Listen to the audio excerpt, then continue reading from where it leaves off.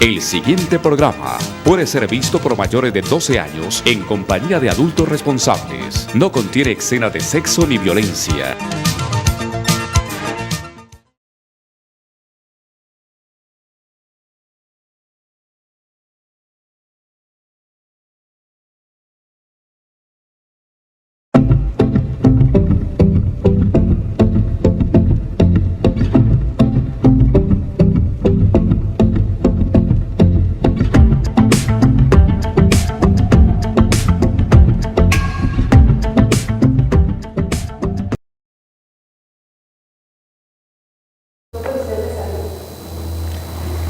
Un abrazo gigantesco. Esto es Justicia para Todos con Gilmar Tafur y sus abogados asociados. Hoy tenemos dos de los abogados asociados de la firma. Está el doctor Gustavo Alejandro Gironza. Salude, doctor Gilmar y apreciados televidentes. Bueno, un placer estar nuevamente con ustedes, aquí acompañando al doctor Gilmar en estos conversatorios que son de bastante interés para la comunidad en general. Y bueno, hoy vamos a tocar un tema bastante importante. Vamos a tener un conversatorio chévere con respecto a un tema directamente de derecho penal. Y también nos acompaña la doctora Lina. Doctora Lina, salude al público. Doctora Lina, venga por acá, venga y salude conmigo. Venga pues, la doctora Lina es una de nuestras abogadas expertas en derecho de familia. Aquí nos vino a acompañar. Doctora, hágase muy cerca de mí y saluda. Buenas tardes a todos los televidentes y por aquí acompañándolos en este hermoso programa. Bueno, Justicia para Todos es esa oportunidad que tenemos. Quédese, doctora, no se vaya. No te puedes parar, tranquila. Justicia para Todos es esa posibilidad que tenemos todos de razonar, de pensar, de hablar, de hacer disquisiciones, de desarrollar un pensamiento crítico, de desarrollar un pensamiento en defensa de las garantías individuales, pero también las garantías colectivas y sociales. Y entonces le he dicho a la doctora Lina que se quede porque el derecho de la familia también tiene ese alcance de protección a una de las células fundamentales de nuestra sociedad, la familia. Desde el punto de vista antropológico es considerada la célula vital de la sociedad. Cuando las familias se derrumban, ¿qué pasa, doctor Gustavo? ¿Qué pasa? Se empieza a menoscabar también la sociedad. La sociedad se derrumba, doctora Lina. Y entonces la familia hay que defenderla. La familia hay que protegerla. Yo he hecho algunas participaciones en la Corte Constitucional cuando se tiene que hablar en temas fundamentales de la familia. Y es muy interesante decirles, estimados televidentes, que la familia es fundamental. Su defensa tenemos que trabajarla todos. Tenemos que reunir nuevamente la familia. La familia se ha resquebrajado. La familia ha perdido el norte, pero ¿sabe por qué? Porque la familia se alejó de Dios. Cuando la familia se vuelva a acercar a Dios, volvemos a tomar el norte, lo que nos toca hacer, tomar el norte para salvar esta sociedad. Y de allí esa problemática social, por el desquebrajamiento de la familia. Y tanta entonces, problemática, los hijos descarriados, sí, hijos rebeldes, personas que no quieren hacer caso a una directriz que ya está normada por nuestro legislador. Imagínese usted que cuando la familia se resquebraja, entonces viene el hijo con problemas, la hija con problemas, y aparece de pronto el derecho penal ahí. Y aparece el derecho. Y entonces las cosas que tenemos que pensar, hacer y disquisicionar es que cuando el orden jurídico se quebranta, hablamos de comportamientos antijurídicos. Y esos comportamientos antijurídicos, doctores, hay que ponerlos en conocimiento de las autoridades cuando seleccionan bienes jurídicos tutelados. Son sancionables. Entonces, fíjese que el comportamiento antijurídico, si está descrito como una conducta lesiva del orden, estamos diciendo de que hay tipicidad en el comportamiento, y si el comportamiento es antijurídico, estamos frente a una conducta que podría ser accionada, Investigada y accionada por el Estado. ¿A través de quién, doctora? A través de la Fiscalía General de la Nación. La Fiscalía General de la Nación, doctores y estimados oyentes, estamos conversando todos con ustedes allá, es la titular de la acción penal. Y ahí nos vamos a detener un poco y vamos a hacerle críticas a la Fiscalía, críticas constructivas, pero también llamamientos a ustedes, estimados televidentes. Siendo la Fiscalía General de la Nación la titular de la acción penal, es la que tiene el deber orgánico y funcional de investigar las conductas punibles. Exacto. Hablemos de la Fiscalía, doctor, y empecemos a hablar de aspectos críticos. Ya, doctora, se puede sentar.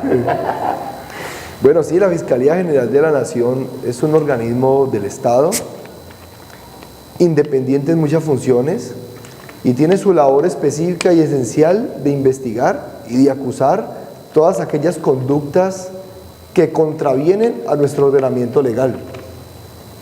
La investigación, la Fiscalía tiene la obligación de realizarla desde el inicio, desde que tiene conocimiento de la existencia o de la noticia criminal, de la existencia o del mal comportamiento, o desde que alguna persona, ya sea particular o una comunidad o un grupo religioso o un grupo étnico, pone en conocimiento de la Fiscalía algún hecho que está generando menoscabo a una persona en particular o a una comunidad como tal.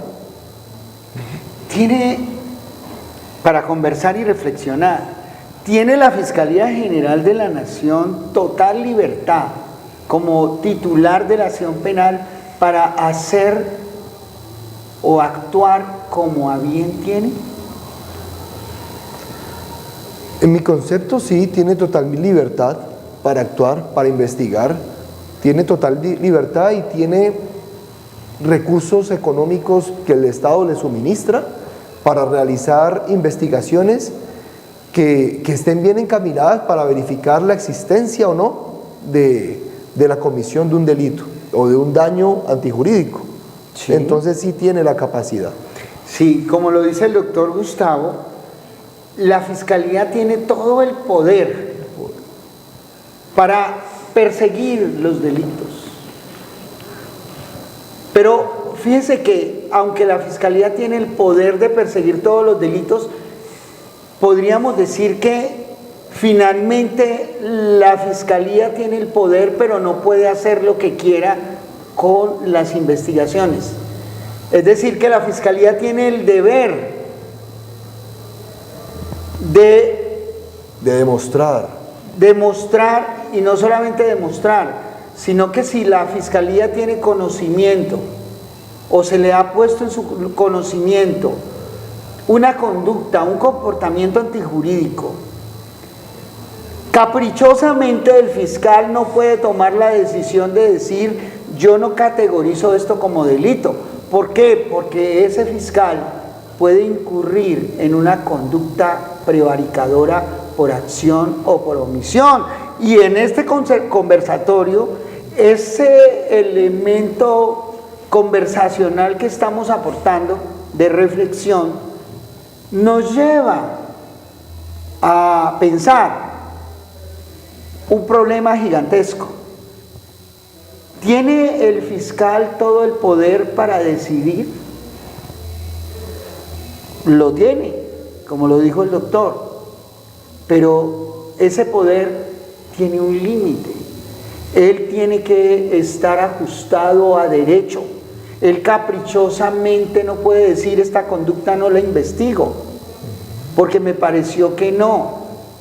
De allí que es importante que ustedes, estimados televidentes, cuando tienen situaciones donde son vulnerados sus derechos fundamentales o los derechos sociales, sus garantías establecidas en la ley, y ustedes conocen que hay un comportamiento lesivo, si el fiscal caprichosamente se abstiene de investigar, de aperturar la investigación, de impulsar la investigación, quiero decirles que ese fiscal está incurriendo en el delito de prevaricato por acción o por omisión.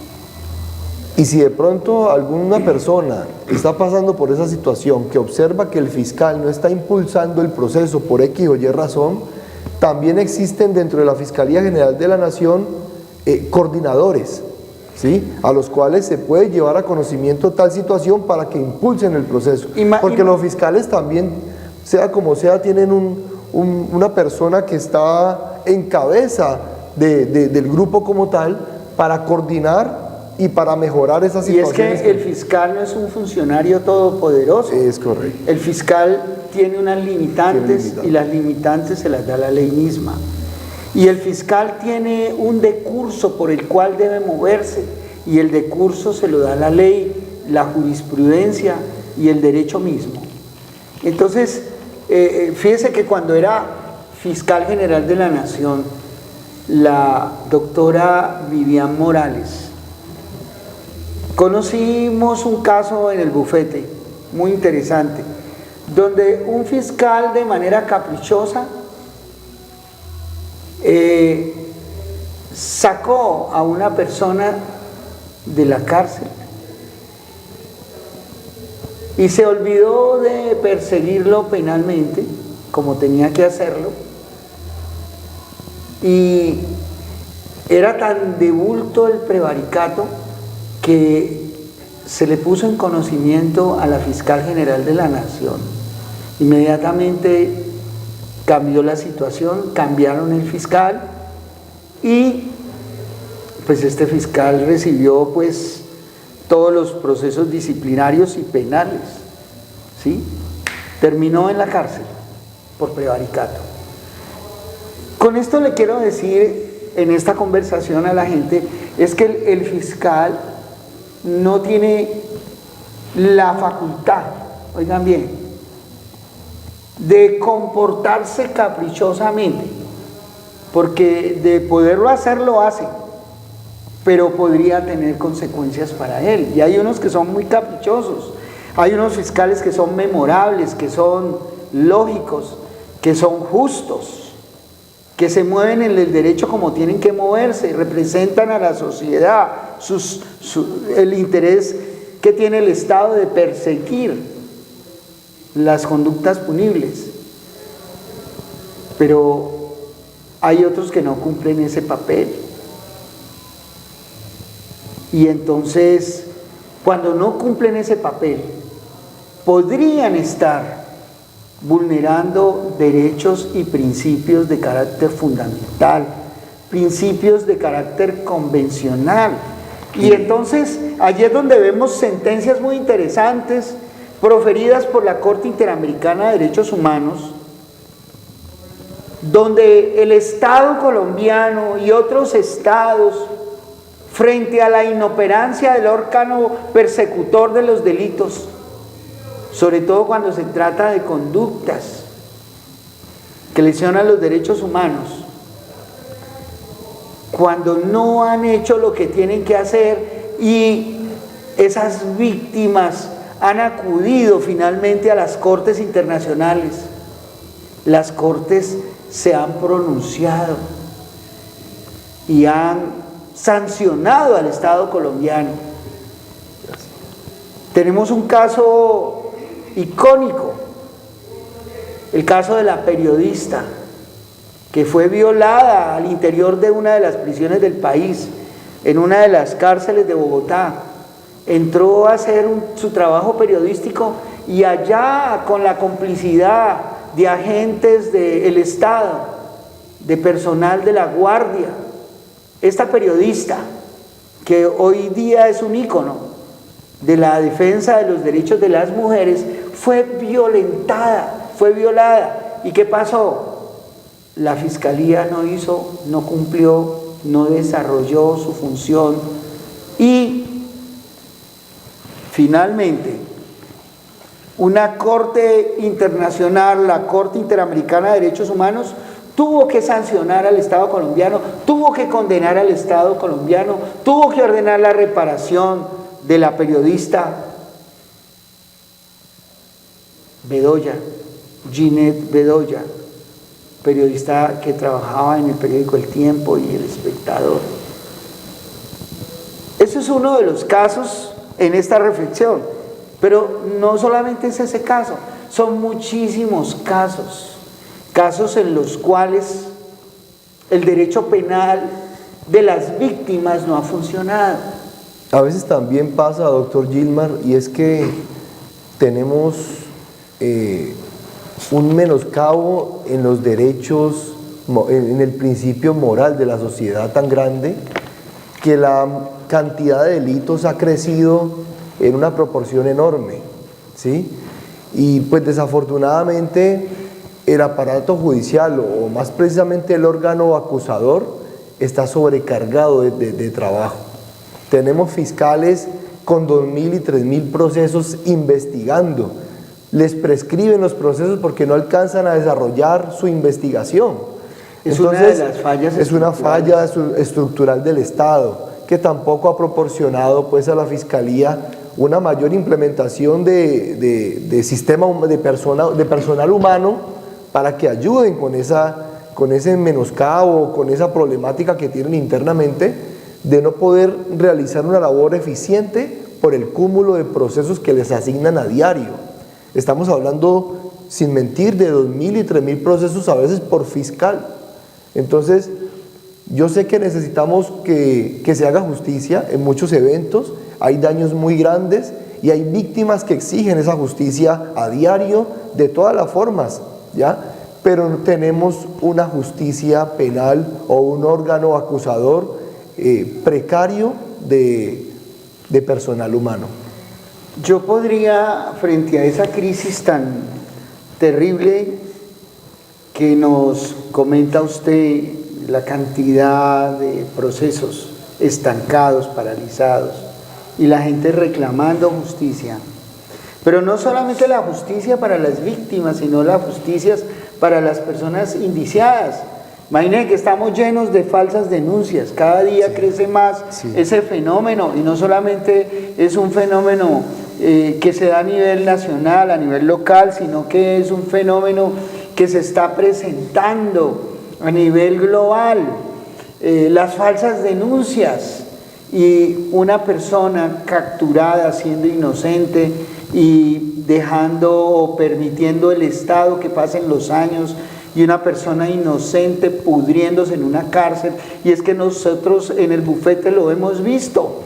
Y hemos podido interceder, hemos podido pedir revisiones, hemos podido interponer acciones especiales, hemos podido solicitar habeas corpus, hemos podido ver cómo personas inocentes,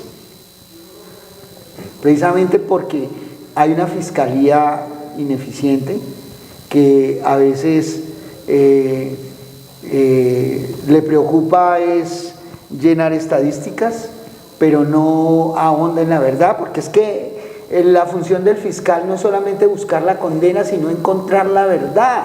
Eso es hacer justicia. Hacer justicia es encontrar la verdad. ¿Y qué tal una persona con un abogado defensor bien pobre, con una defensa técnica precaria y con una fiscalía que no busca la verdad, sino que busca condenar?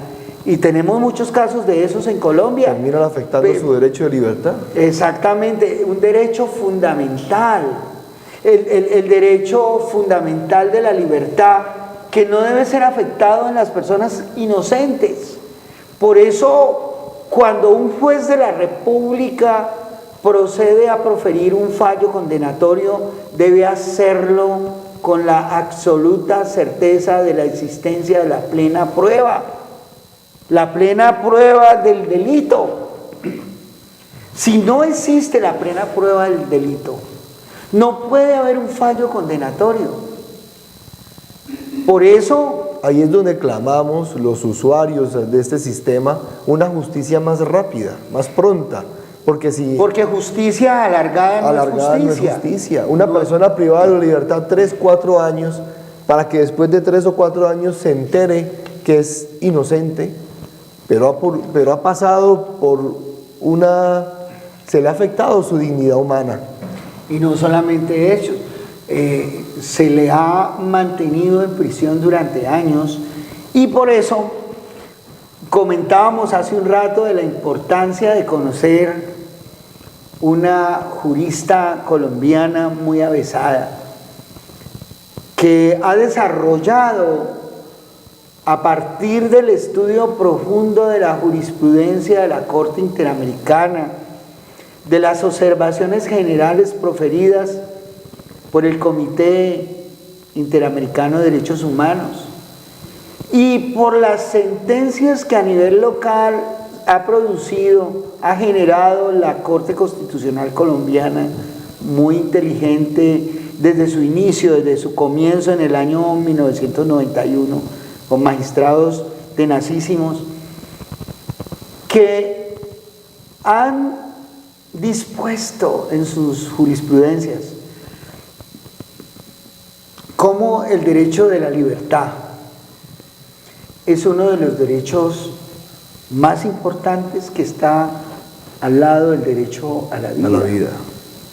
Y entonces por eso el Estado debe garantizar la defensa de ese principio fundamental, que es el principio de la libertad, que tiene una cantidad de peldaños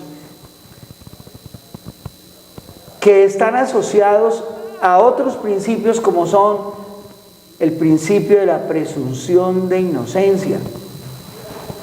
Por eso es importante, cuando a una persona la presentan delante de un juez de control de garantías, que en suma debe ser un juez constitucional. El juez de control de garantías es un juez constitucional que está allí para controlar la legalidad de la captura. Correcto. Que está allí para controlar que al indiciado se le hayan garantizado derechos fundamentales, como es el de poderse comunicar con su abogado, con su familia, tener derecho a una defensa, que es un derecho fundamental. Si el procesado no tiene, o indiciado no tiene, una adecuada defensa técnica, entonces todo lo que se genere debe ser nulo. Y por eso es que el juez de control de garantías está allí, para prever, para prever y regular esa defensa, para proteger su derecho también, que se le protejan los derechos fundamentales a el indiciado. Fíjense que la actuación penal, estimados televidentes, se inicia con la denuncia. Es correcto. Todos los colombianos estamos obligados a denunciar las conductas que consideremos que son delito. Si usted es testigo o presenció un delito, usted está en la obligación de denunciar. Usted denuncie. Y cuando la denuncia llega al conocimiento del Estado, en cabeza de la Fiscalía General de la Nación, los fiscales deben mirar si hay un delito o no, deben sustentarlo. Si hay unos elementos materiales probatorios que están indicando que hay un hecho jurídicamente relevante en materia penal, entonces ese fiscal está en la obligación de iniciar las diligencias preliminares para constatar de la existencia de la conducta, mirar si esa conducta tiene elementos modificadores del tipo penal, Si la conducta o el comportamiento delictual es doloso, culposo o pretensional, el fiscal tiene ese deber en las preliminares. Si al indiciado se lo capturó en flagrancia, y dígale al pueblo qué es flagrancia, doctor. En flagrancia es cuando la persona ha cometido el delito y está en el mismo acto y en aquel acto es capturado. Exacto, hablando así muy familiarmente, lo cogieron con las manos en la masa. Las manos en la masa. O, aunque no lo hayan cogido con las manos en la masa, que lo hayan perseguido y lo señalen. Y se produzca la captura concomitante con el hecho en el tiempo y en el espacio. Correcto. Estamos hablando de flagrancia. Flagrancia. Entonces, el juez de control de garantía debe apreciar eso. Debe apreciar eso. Porque si la captura se produce en flagrancia es diferente de si se produce fuera de flagrancia. Sí. Entonces, allí en esos casos, el juez de control de garantía básicamente está llamado a salvaguardar de forma constitucional la dignidad humana del procesado, del que está siendo investigado, que está empezando con aquella investigación, pero también de equilibrar y proteger los derechos de los colectivos que se presumen víctimas dentro de una investigación penal. Es muy acertado lo que el doctor acaba de decir. Por eso, mire, si usted es víctima o usted es indiciado, señalado, hoy estamos viendo cantidades, hemos recibido una cantidad de personas en el bufete, de casos, de personas a las cuales se las ha señalado casi que infundadamente. Hay una epidemia de falsas denuncias. Falsa denuncia en la actualidad. Impresionante, y todo esto está agenciado por el discurso de género. ¿Sí? Imagínense que en medio del discurso de género, de ese relato, de esa narrativa, alguien no quiere que el padre de sus hijos se acerque a ellos porque está enojada, y entonces decide impulsar un proceso de actos sexuales abusivos. O violencia, o acto sexual o abusivo. Violencia intrafamiliar. Pero muy común ahora es el acto sexual abusivo. El acto sexual lo hemos visto en estos días por montones y hemos tenido que asistir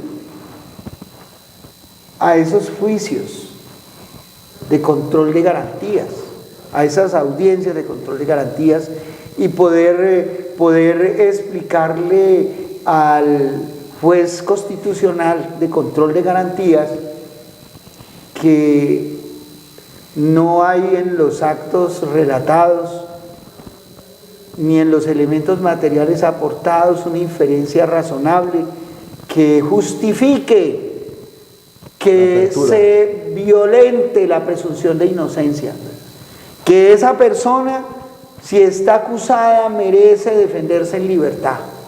Porque una cosa es defenderse en libertad y otra cosa es con las esposas en las manos.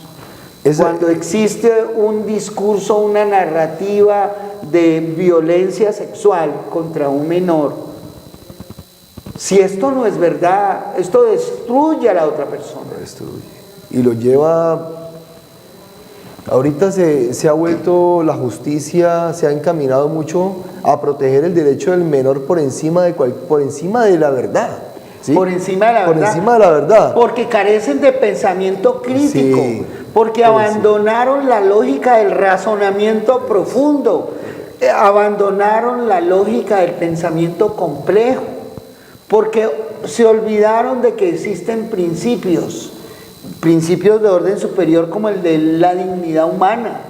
Y a pesar de que los jueces están ejerciendo una labor constitucional, pareciera que la dejaran a un lado en muchos eventos y están permitiendo que estas personas que están denunciados por un acto o abuso sexual estén en prisión hasta tanto la investigación avance, causándole un daño enorme a una persona que en muchas ocasiones se termina demostrando que es inocente. Aquí les he contado yo uno de los casos que manejamos en el despacho de un hombre, lo manejamos después de que tuvo un primer profesional que lo manejó, y a este profesional se le fueron las luces porque no contendió con las mismas armas lógicas que tenía que utilizar en un proceso de esa naturaleza.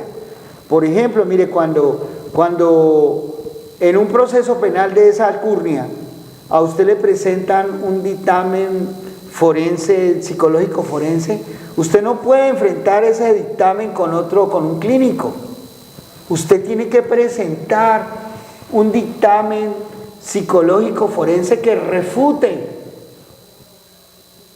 Uno que tenga una condición muy similar al que propuso la Fiscalía. Exactamente, porque regularmente, mire, como lo dijo el doctor ahorita, tanto medicina legal como la Fiscalía, esos están llenos de trabajo, y a veces el trabajo lo hacen mal hecho.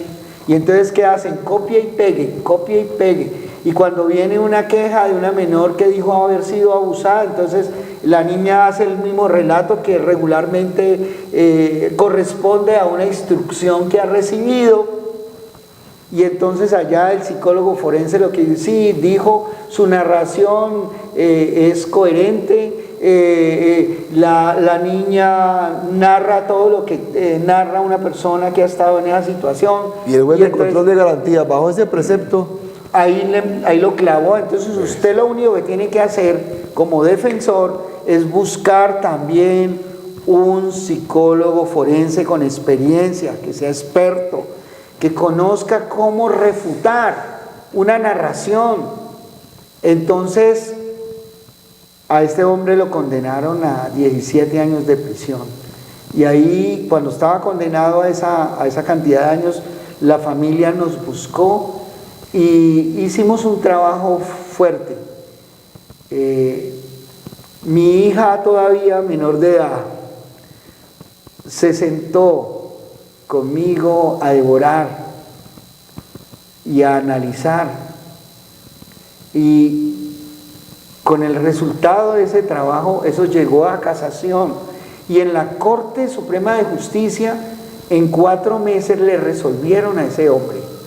Pero fíjese que 3 días antes de que le resolvieran, lo intentaron quemar en la cárcel de Jamundí, incendiaron la celda. Imagínese usted una cosa, es decir, tras de que era falsa la acusación, la persona que generó todo eso hizo una vindicta perversa y tenía tantas conexiones y manos criminales a su favor, que en la cárcel le prendieron fuego a la celda de este hombre, y por ahí mismo se fueron yendo el resto de las celdas. Una infamia. Entonces el derecho penal, doctor Gustavo, es un derecho muy interesante. Y precisamente, estimados televidentes, lo que queremos decirles a ustedes es que el derecho penal no está por encima del derecho constitucional y del derecho convencional, y que el derecho convencional protege la dignidad humana, y que son las sociedades colectivas y el individuo frente a las violaciones que el Estado, por omisión o por acción, genera, que se produce entonces esa posibilidad de enfocar el proceso penal desde el punto de vista de la convencionalidad, del derecho internacional de los derechos humanos o del derecho constitucional colombiano, y que esas garantías que están allí se protegen a través de ese ejercicio del derecho constitucional y convencional, y que no nos debemos atener a la pura norma penal que está allí, sino que debemos ir más allá y defender el principio de la presunción de inocencia, es defender un derecho convencional. Y cuando usted se pare, señor abogado defensor, señor fiscal, señor juez de control de garantías, frente a una persona indiciada, proteja el derecho fundamental a la presunción de inocencia, que es uno de los derechos hermanados y aliados del principio del debido proceso. El debido proceso penal, el debido proceso constitucional. Y entonces, ¿cómo vamos a permitir que una persona que no sabemos si es culpable o inocente se defienda durante 2, 3, 4, 5 años en prisión? Para que pase lo que usted dijo hace un momento, en 5 años, que los jueces digan que no hay suficiente material probatorio para condenar. Que se genere la duda frente a él. Sí. Entonces, por eso no debe haber duda alguna de la responsabilidad. Imagínense que estaba Es viendo... importante, doctor Gilmar y televidentes, tener una defensa técnica y apoyada por un cuerpo investigativo desde el principio. Desde que se captura a la persona. Sí, y en el estamos equipo, hablando de la persona indiciada. Doctor, ¿verdad? y en el equipo, en nuestro bufete tenemos investigadores de una calidad única. Es correcto. Por eso los saludamos a todos ustedes en las diferentes cárceles del país. Tenemos la posibilidad de ayudarles. Y si el proceso va avanzado, pues igualmente. Es bueno estudiar los casos porque hay veces existen irregularidades dentro del proceso que se pueden debatir a futuro. O si usted ha sido condenado, mire, si usted ha sido condenado y aparece una prueba nueva o una prueba que no se trató durante el trámite procesal, usted tiene derecho a la revisión. Y es muy importante que esté hablando con su abogado que lo está defendiendo. ¿Por qué? Porque de este diálogo permanente dependen muchas cosas. Y pues... Es que allí nace el derecho, doctor, ¿cierto? Sí, en buscar entonces, la verdad, un esclarecer la verdad. Un saludo para todos los que están detenidos en las cárceles o condenados en las cárceles de Colombia. Y especialmente le hablamos a los que están en Jamundí, en Villahermosa, en Palmira, en Buga, en Tuluá. Un saludo fraterno en el eje cafetero. Hasta allá llegamos. Entonces, hay un equipo de investigadores, un equipo que razona en derecho constitucional y en derecho penal. Y entonces eso es bueno que lo sepan. Igualmente las víctimas de los delitos. También. Las víctimas de los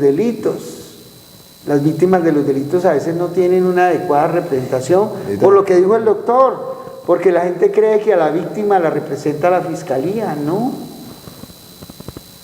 La víctima también tiene derecho a ser representado por un apoderado de confianza que le ayude a investigar, que le ayude a impulsar el proceso penal.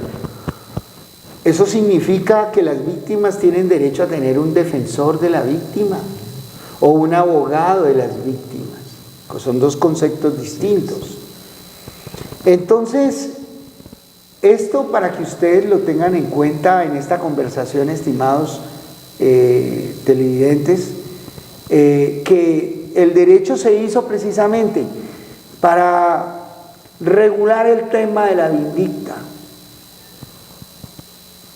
que la vindicta no es la forma, la vindicta es la venganza por propia mano, así como hacían las mafias camorreras italianas, que no acudían ante los jueces, no denunciaban el crimen y no lo hacían porque ellos mismos se vengaban, ellos tomaban justicia por su propia mano.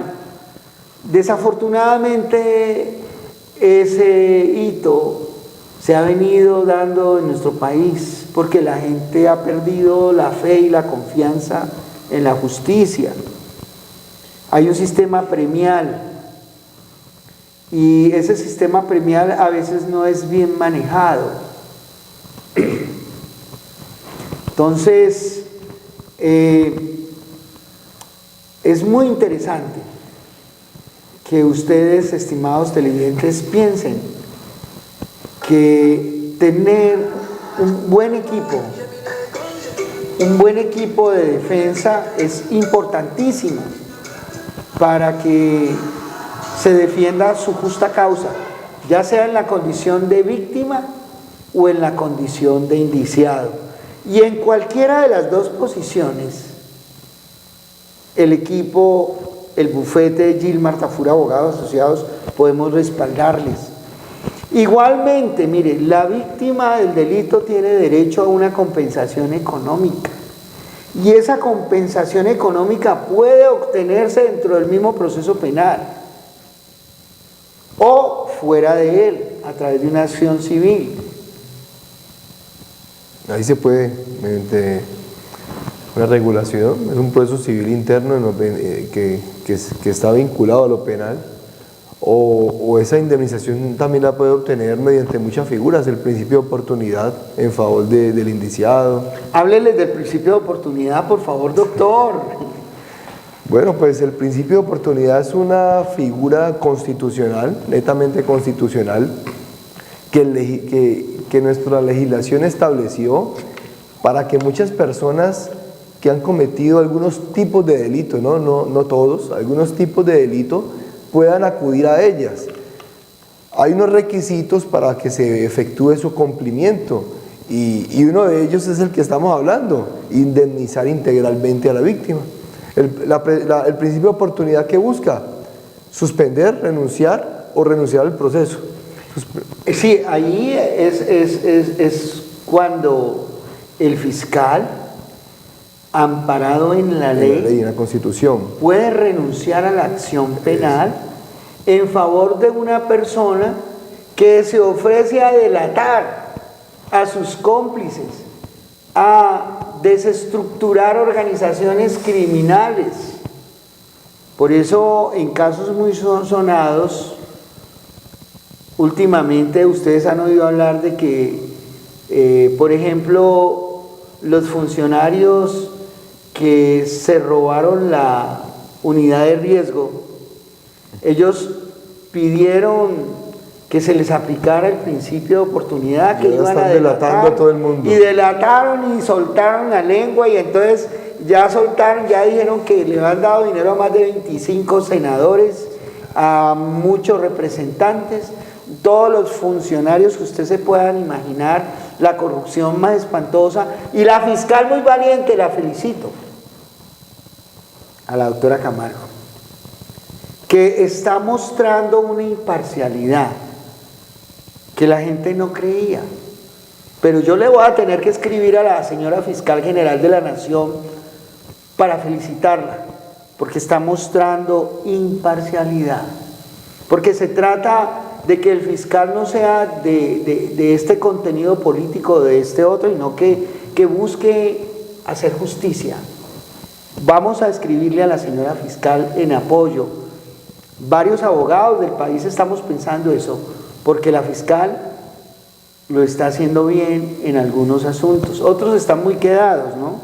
Otros están muy quedados y de pronto tiene explicación en lo que usted decía. Entonces se necesita que la fiscalía mueva fiscales para investigar esos delitos de alto impacto social también. Hay unas conductas que yo conozco por acá que en la anterior fiscalía no se investigaron, a pesar de las insistentes llamados a la fiscalía para que investigara de actos de corrupción de funcionarios del nivel regional.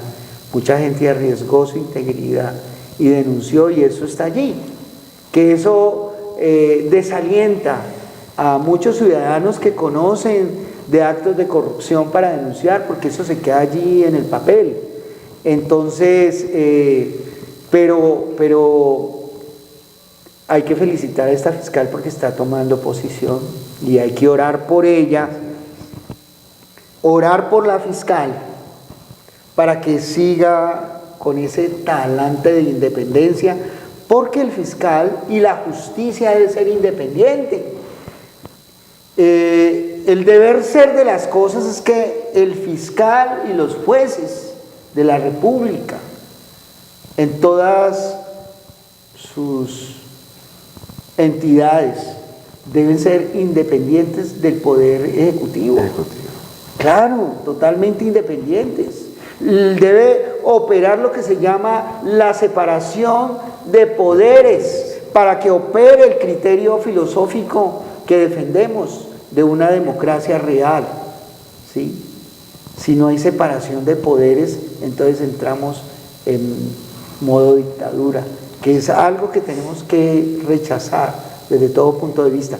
La Fiscalía General de la Nación y la jurisdicción deben ser independientes, deben ser independientes. Eso no obsta que cada uno tenga su pensamiento político, pero al momento de proceder en su función deben actuar con imparcialidad, con independencia, con legitimidad, y además deben prepararse, ¿no? Deben prepararse, todos los días hay que prepararse. Y hablando de ese eje fundamental de nuestra sociedad, de nuestro Estado social de derecho, la dignidad humana.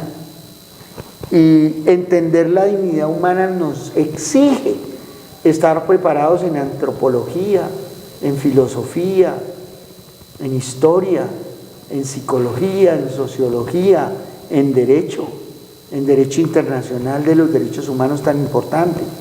Esto para proteger la dignidad humana en general. Y en materia de derecho penal, con más veras, porque el derecho penal en esencia es el derecho que le da bulto, que le da fortaleza al concepto, al criterio de dignidad humana. La dignidad humana, entonces, la podemos definir, doctor, definamos dignidad humana y digámosle a la gente qué es eso.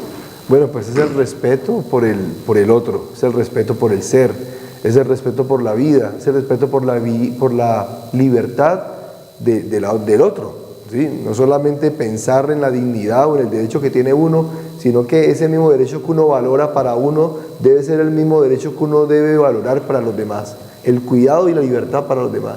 Sí, es por el solo hecho de ser persona, el ser humano le es inherente todos los derechos considerados humanos, como el derecho a la igualdad, a la no discriminación, al respeto a la vida, a la discriminación positiva, para generar el tema de la igualdad. Imagínense ustedes de lo que estamos hablando. Hablamos entonces de que el derecho a la discriminación positiva es un derecho inherente al derecho a la igualdad, para poder precisamente garantizar la igualdad, ¿sí? No podemos decir que son iguales en posibilidades dos personas que están en dos lugares diferentes con orígenes socioeconómicos diferentes. Entonces allí, para garantizar la igualdad y la dignidad humana, debe aplicarse la discriminación positiva como un adelanto del desarrollo del criterio de dignidad humana y del criterio de la igualdad. Esto es justicia para todos. Con Gilmar Tafur y sus abogados, Gustavo Gironza y la doctora Lina Trujillo. Todo un equipo de profesionales del derecho, profesionales expertos en diferentes áreas del conocimiento técnico-científico, que nos sirven como expertos, peritos en cada uno de los procesos que adelantamos. Entonces, decirles, estimados televidentes, que esta conversación ha de llevarlos a reflexionar. Si ustedes ven que se ha cometido una injusticia en el seno de sus amigos y familia, y ustedes quieren ir a nuestro bufete y conversar, hay unos teléfonos claves. Allí en pantalla aparece el 315-528-1453, 315-528-1453, el 884-3306. Dele su celular, doctor. 300-320-8330. Exacto, son unos teléfonos claves de vida que usted debe anotar, que usted no debe perder. Usted viera lo importante que es tener el teléfono de su abogado amigo, de su abogado de confianza. Y este es Justicia para Todos con Gilmar Tafur y sus abogados asociados. Hay una palabra que está en la escritura y que yo la parafraseé diciéndoles, vea, mi pueblo perece Por falta de por conocimiento. falta de conocimiento. Eso lo dice la palabra. Y los abogados decimos, y la ignorancia, De la ley no exime de responsabilidad. y nos sirve de excusa. Usted no puede decir, es que yo no sabía. Las leyes todos los días están cambiando. En el equipo tenemos profesionales expertos en cada una de las áreas del derecho. La doctora Zulay Robechi ayer comentaba conmigo, ella es mi abogada experta en insolvencia, que cambió la ley, que hay una nueva normatividad. Sí, ahora en enero sancionaron una que nueva ley. permite que cuando hay objeciones, porque mucha gente está usando la insolvencia para fraudulentear a los acreedores. Sí. Y ayer precisamente fue alguien a buscarnos y ella no tenía conocimiento, es una abogada que nos fue a buscar y ella era la víctima, ya no tenía conocimiento de la ley de insolvencia. Por eso zapatero, A su zapato. es decir, usted tiene que buscar gente experta y no presentó bien las objeciones. Y esto le puede costar caro a la gente, porque a veces, El Código General lo permite, ¿no? sí, Permitió la apertura de la insolvencia como natural no comerciante. sí, Y efectivamente a raíz de eso muchos abogados y muchos acreedores, muchas personas que han prestado algún tipo de dinero se han visto afectados porque cuando lo van a cobrar de forma ejecutiva termina que en pleno remate judicial presentan la apertura del proceso de insolvencia, suspenden un proceso de tantos años de trabajo y lo someten al acreedor a un proceso de insolvencia con un pago único del capital proyectado a muchos años. a muchos años. Entonces fue una estrategia inadecuada y para mí de mala fe, pero que el código lo permite, desafortunadamente. Sí, pero fíjese que el código lo permite. Pero fíjese, doctor, que la habilidad de los abogados que asesoran en ambos bandos está en que, por ejemplo, si un comerciante presenta un título de valor, una letra de cambio, entonces debe presentar los soportes contables de la operación, porque la prueba que opera para los comerciantes son los libros contables llevados adecuadamente, registrados en Cámara de Comercio. Y mucha gente hace eso a la loca, incurren en el delito de fraude procesal, incurren en falsedad ideológica y la gente que prestó su dinero perdió si no se asesoran bien. Bueno, esto es Justicia para Todos. El tiempo corrió muy rápido, doctor, esta conversación se fue muy rápido y hoy aprendimos algo. La presunción de inocencia en el derecho penal se debe fortalecer y se debe defender. El derecho del colectivo a tener una defensa técnica, la defensa de la víctima, la defensa de la sociedad vulnerada, se debe respaldar. Esto es Justicia para Todos con Gilmar Tafur y sus abogados asociados. Una de las áreas donde nuestro bufete atiende es el derecho penal. Ahí tenemos varios profesionales especializados en esa área del derecho con muy buenos resultados. El Señor los bendiga, los guarde. Está el doctor Gustavo Gironza, que también está en ese camino, el doctor Carlos Felipe Morales, excelente, y aquí estamos para ayudarles en el área experta en derecho penal y el derecho constitucional y convencional, que va coaligado, unido. Bendiciones mil.